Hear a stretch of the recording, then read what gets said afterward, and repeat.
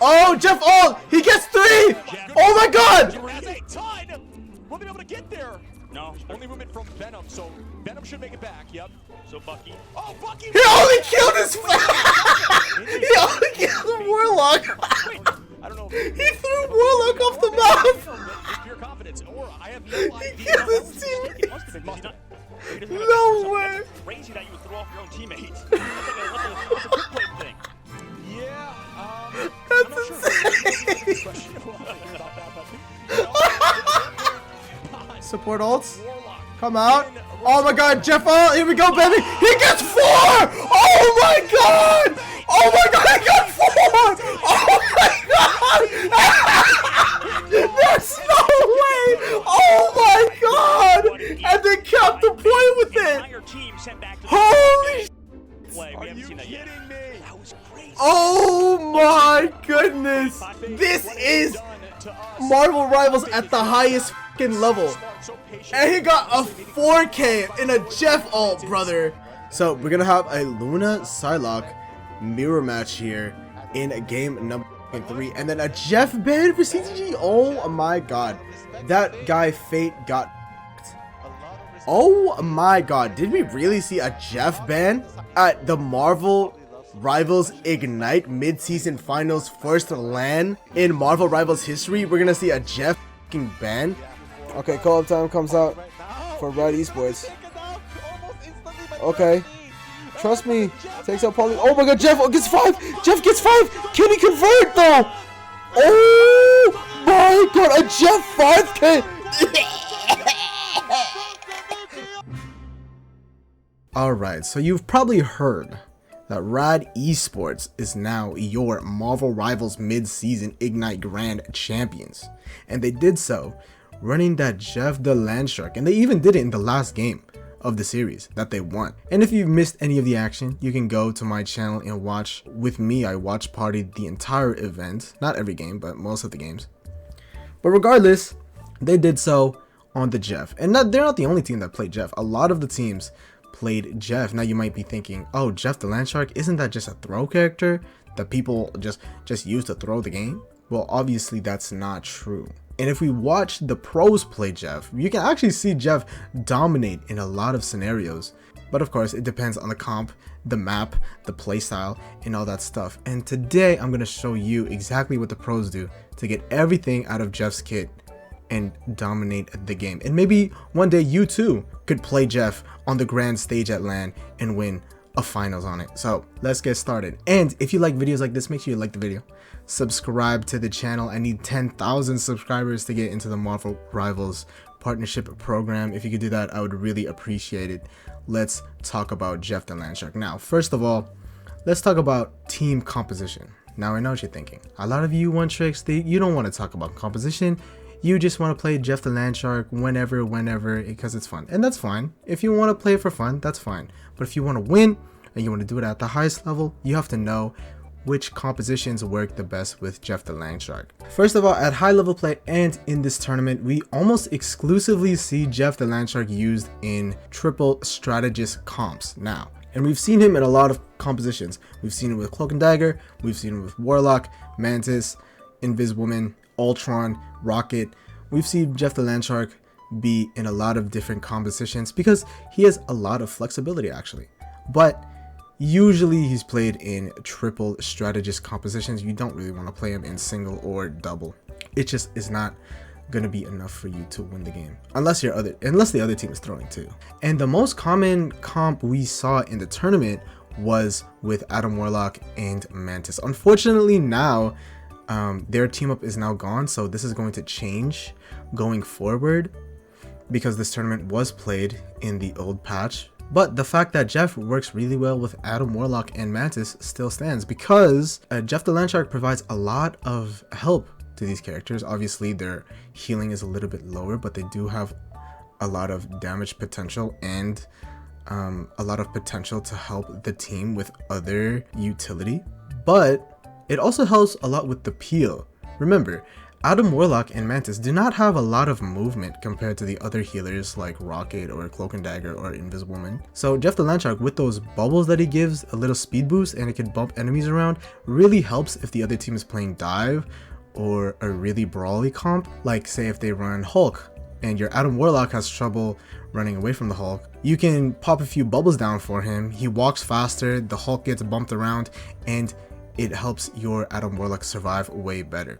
Also, Jeff works really well with that Ultron. We saw a lot of Ultron and Jeff comps in this tournament. Jeff the Landshark's auto attack is really good at healing Ultron in comparison to some of the other healers that might have a little bit of trouble of keeping that Ultron alive. And Jeff the Landshark is good with every other healer, especially if you have that team up with the Venom, which brings us to our next group of characters, the Vanguards. Now, which Vanguards work the best with Jeff? Obviously, right now we have that Venom team up, which is very, very good. But Jeff the Landshark also works really, really well with Dive. We've seen a lot of Venom and Jeff picks within the tournament, but we also saw a lot of Jeff and Captain America as well. One very notable composition was actually run by Reject Winity. They run the Jeff and the Captain America, and the whole time Jeff was following Captain America around, pocketing him, giving him the bubbles, giving him that healing, and they would just go like dive together and they were unstoppable on that map on Yggdrasil Path. This works extremely well, especially on this map, because there's like so many different hallways and different ways you can go, and Jeff the Landshark and Captain America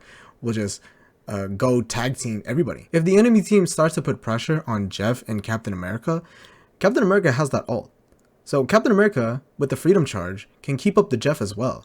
And they can both synergize together and just keep each other alive. And there's honestly not much the enemy team could do about that dive composition. Jeff the Landshark also works really well with Emma Frost, because Emma Frost, in her ult, is kind of slow, she's walking around. But if you can give those speed boosts to Emma Frost while she's in her ult, or even when she's in her diamond form and she can run around in the diamond form trying to stun somebody, that's insane. You can get a lot of value with a speed boosted Emma Frost. You could also combo that Silent Seduction from Emma Frost and like group up all the enemies together and stun out their abilities and ults, so that Jeff could get a really big group up for his ult. That also works very well. But unfortunately, this combo is not really good for the macro, so I would probably save the Emma ult for something else. But regardless, definitely a really big pick with the Jeff. Jeff can also work really well with some brawl characters like Hulk, like the Thing. Unfortunately, these characters were not that popular in the tourney, so we don't really have that much examples coming from these pro players, but just take my word for it. Imagine a Thing with the speed boost just running around, doing so much damage and having so much PO. Also Magneto. Magneto works really well. Obviously, it has to team up with the Emma, but we do see Magneto help Jeff a lot, especially when he bubbles the Jeff, when the Jeff goes for the ult. When Jeff ults, he's definitely a target for the enemy team, especially if he captures a bunch of the team. So if you can give that bubble to the Jeff and he can avoid a lot of the enemy's oncoming fire, that will be so huge for your gameplay, because the Jeff obviously can live and then go die because he's gonna throw himself off the map probably.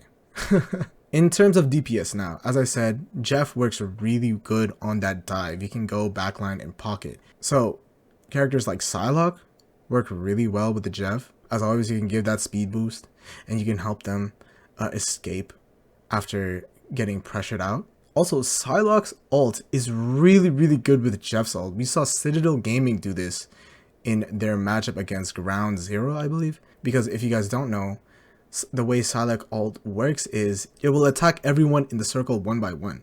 So to counter that, people will stack a bunch of bodies into the circle, so to mitigate the damage done to one singular person and spread it over across everybody.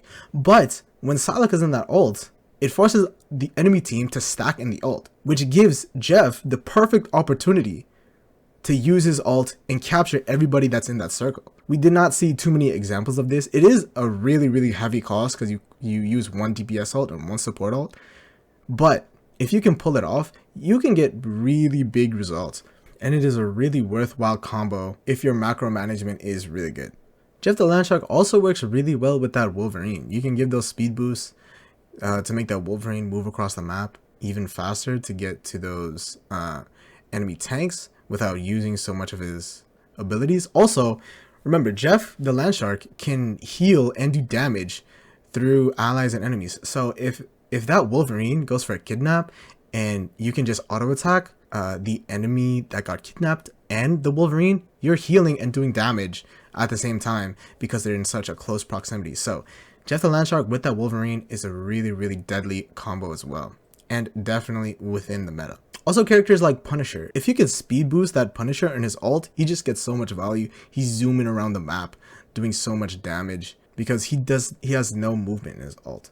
Also, a really good combo as well was that Star-Lord. Obviously, when you're playing res comp, Star-Lord had so much ability, but obviously it's not in the game anymore. But when it was, and people ran that Jeff with the res comp and the Star-Lord, Jeff could help the Star-Lord, especially in his E. When Star-Lord uses that E and goes into a big group of people and he's doing damage to everyone, Jeff the Land Shark can do the same thing. So he's just holding the auto attack, doing damage, healing the Star-Lord.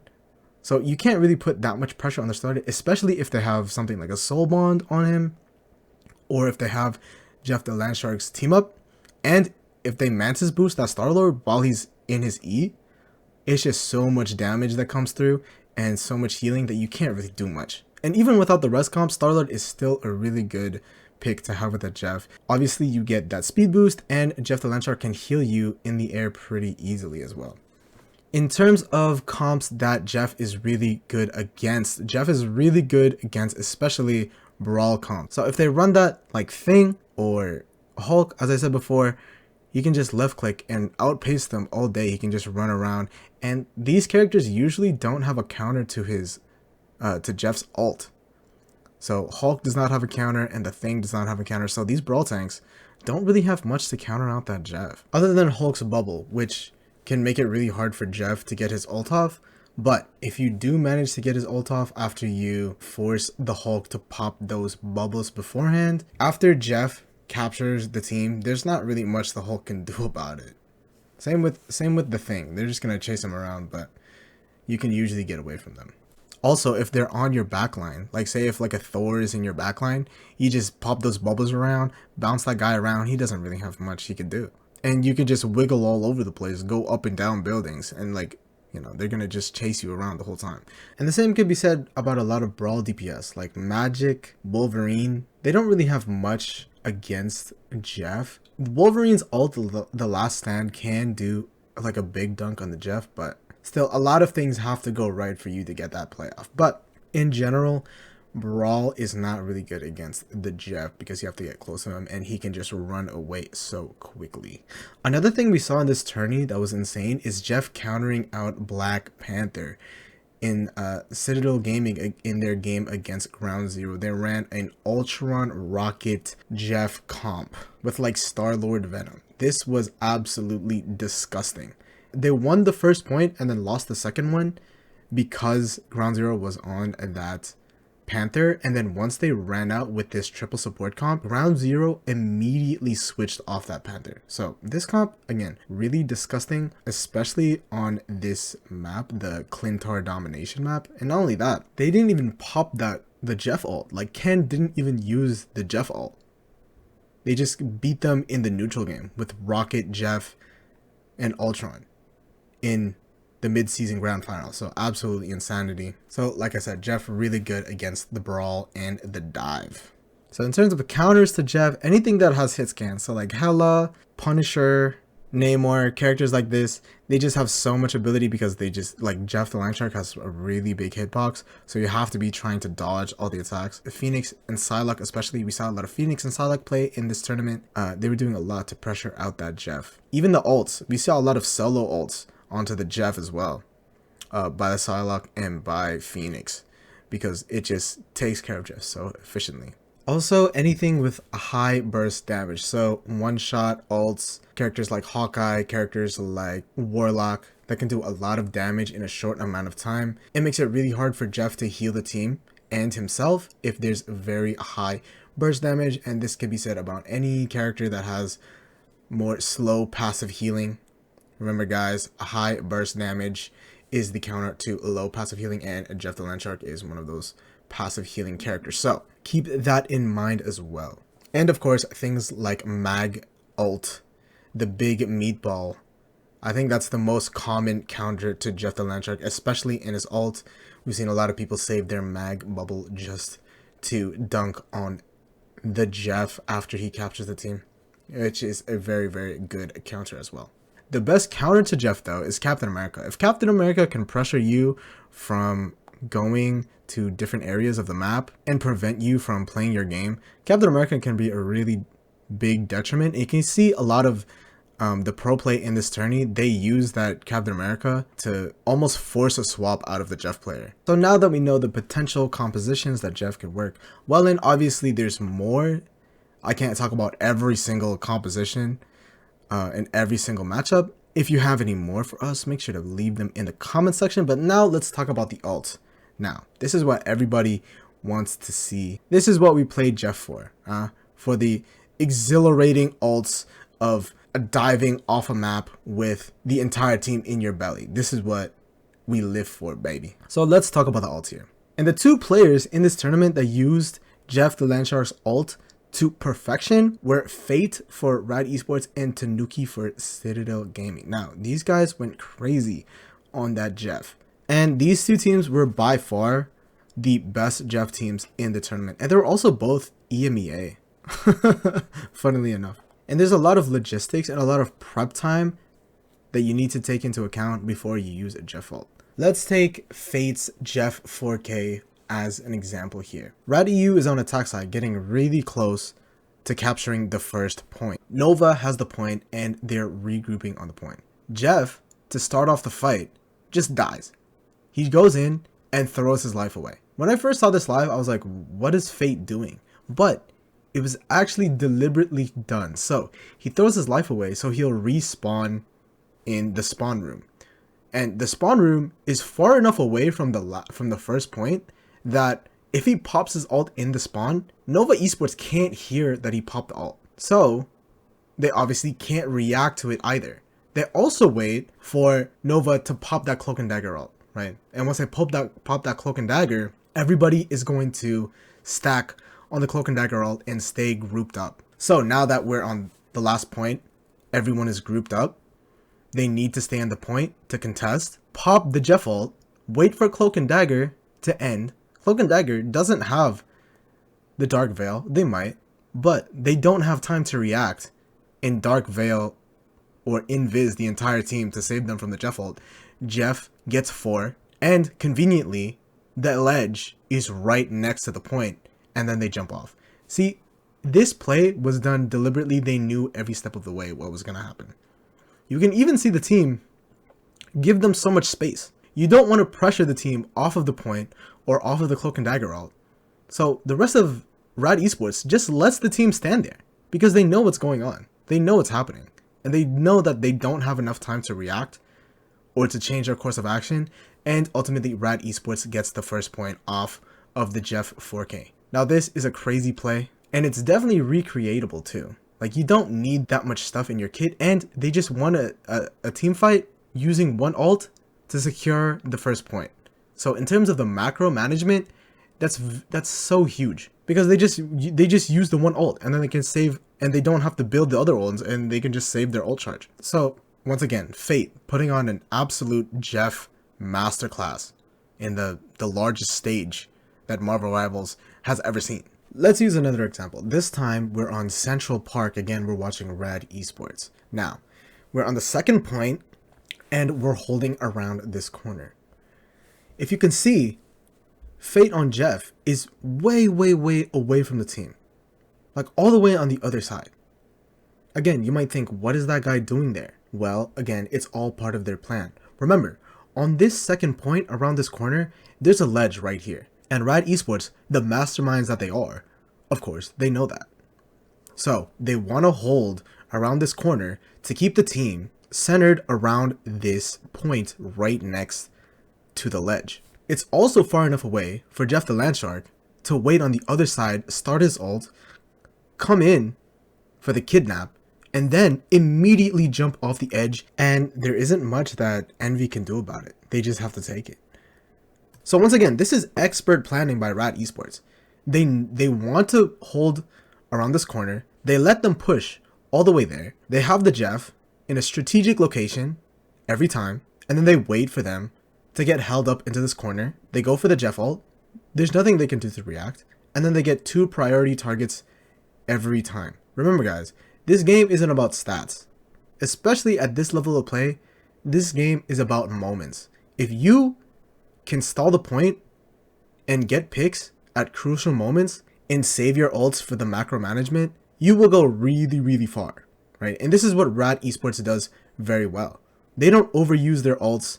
They don't try for individual plays. They make the right play every time. And this is why they won the whole tournament. It doesn't matter what the stat sheet looks like, as long as you get the money, baby girl. You know what I'm saying? Yeah, Rad Esports, they got that money. They won $160,000 for the team, brother. So if there's anybody's example who you should follow, it's probably these guys. Okay, so next, let's talk about positioning. Now, I know this might sound boring to a lot of you, but positioning is very important, especially if we're playing Jeff, because Jeff has a lot of flexibility and a lot of freedom to move around the map as he pleases, and it's very, very important to secure key areas of a point on Jeff, because it just makes that much of a difference. If you don't believe me, then just listen. Now, the best way for me to explain this is by going down to our correspondent on the scene, which is myself, coming at you live from Guangzhou, China, baby. Actually, I wasn't there, but I was watching. It's really good because you can get that height though on attack side. We will see though, because Jeff can climb up on this height as they're doing right now. So, but here we go. We got Trust Me on that cap coming in, trying to put the pressure onto them. As I said, see, this is exactly what they want, right? Trust Me on that cap, putting pressure on that Jeff. All right, he climbs down and goes back up. All right, so now Molon controls this top. This is what they want. They have numbers now. Actually, pretty good. Okay, when everyone backs up.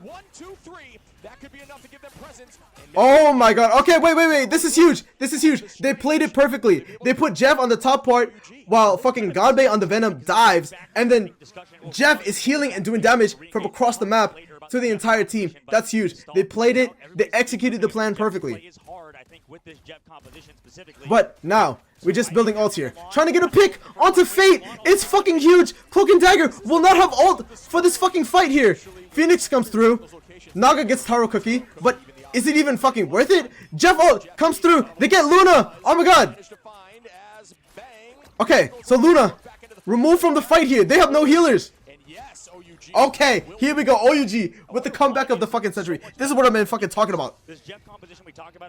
Alright, this Jeff composition is now actually working. It's definitely better on the attack side here, especially when we own these heights here. So, Hall of Jaleo, probably one of the best Jeff maps along with Yggdrasil Path. Now, as you saw, Jeff on these heights is so gross. So gross, in fact, that Citadel Gaming in their lower bracket finals against Rad Esports actually banned Jeff.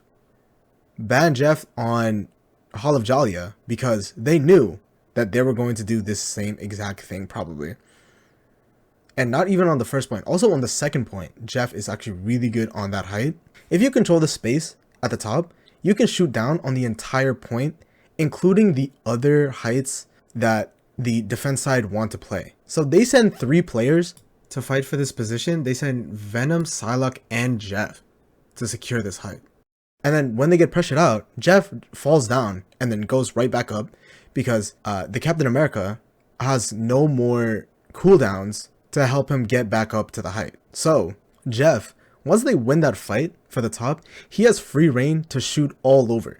He can go to the choke, he can shoot across to the other side, especially on down this hill, right? Because these healers, when they're getting pressured out, they want to go down this hill and go around the corner. But Jeff has LOS on everything. So Venom dives the backline and he's getting supported by the Jeff the entire time while he's also doing damage. Once we get them back into this corner, everyone converges on them and then we just do so much damage while they're backing up. And there's not much they can do about it. Unfortunately though, OUG did not win the game. They did win this first point really, really easily because they, played the game plan, but then Rad Esports just completely outplays them for the rest of their attack side. But again, this just goes to show how important the positioning is, especially on Hall of Jalia. And Jeff has just so much control over the game here, especially on that first point. Also, not only that, but the ledge is also right next to the point as well on this map. So if you can force these healers to back up into this point, and then you use the Jeff ult to capture them and then dunk them, I mean, that as well makes this such a good Jeff map and makes your positioning on Jeff that much more important, baby. Now, going back to Rad Esports, they also love to play this flank Jeff on defense side on Central Park. And this is a really good comp as well. They run that Venom, they run the Captain America. You might have seen a lot of people try to play that flank Loki on this map, but I think the flank Jeff on this first point on the defense side is just so much better because you can climb up on this building, you can take these high angles as Jeff, you can escape, you can do everything, you can do it all, you can heal across the map. And once your team starts to stop their pursuit and they get stuck on this chokehold, you could just do so much damage to the back line, especially these healers, bro. And I've already talked about Jeff on the second point on that defense side. Even on the offense side, he's pretty good. And there's plenty of ledges to get that ult off as well around this map on all 3 points. So again, Jeff is really, really gross on Central Park, especially in this all dive comp that they run here over at Rad Esports. We also see a good amount of Jeff play on Hell's Haven. Now Hell's Haven again has a lot of heights that look down onto the main point, which is really good for Jeff, and a lot of straight buildings that Jeff can climb up and maneuver around. Not only that, they have these really, really small hallways that people file into for the main point. So if you're attacking or defending the point, these angles are really good. You can do a lot of damage and a lot of healing into these hallways. And also it's like a straight line drive to the point. So these like speed boosts really make a difference, especially if you're going for a recontest. If you're spamming speed boosts and getting your team back into the fight faster than the other team, that does make a difference, especially if we're contesting for the point. So Jeff, again, really good on Hell's Haven domination. And you see them play it a lot, especially because, you know, there's these edges on every point. So Jeff definitely gets a lot of value in the neutral and with his ult as well. So also these are really good Venom maps. There's a lot of walls for him to climb so he can get the smackdown onto the enemy team. And there's just so much space in these open points here and so many walls that he can latch onto and swing on. So Venom and Jeff goes really, really hard in these maps. Honestly, I could talk about positioning on Jeff all day, but I don't want this video to be an hour long. But just know Yggdrasil Path, Hell's Haven, and Hall of Jalia are some of the best Jeff maps in the game. And this is what most of the pros are playing Jeff on as well. Also Central Park. Central Park is also really good, especially on the second and third point. So keep that in mind. Central Park, Hall of Jalia, Hell's Haven, and Yggdrasil Path. These are the best Jeff maps. There's other good ones too, but these are the top 4 probably. So, as my conclusion, Jeff the Landshark has the potential to be a game changer for your gameplay if you want to compete at the highest level or even just rank up a lot in comp, bro. Jeff the Landshark definitely has the potential to get you there. And don't take my word for it. I mean, look at the pros. Out of the top 4 teams of the Marvel Rivals Ignite mid-season grand finals, 3 of those teams played Jeff the Landshark at a very high level. Those teams, of course, being Rad Esports, Citadel Gaming, and Envy. So it's definitely important, at least in my opinion, to have that Jeff in your back pocket if you want to be a elite level strategist player. Now, of course, you should have a very diverse character pool, but Jeff the Landshark should be on your list of priorities just by how dominant Jeff can be in high level play, as we've seen, as I've shown you in this video. And hopefully you learned something today. Maybe this will inspire you to pick up Jeff.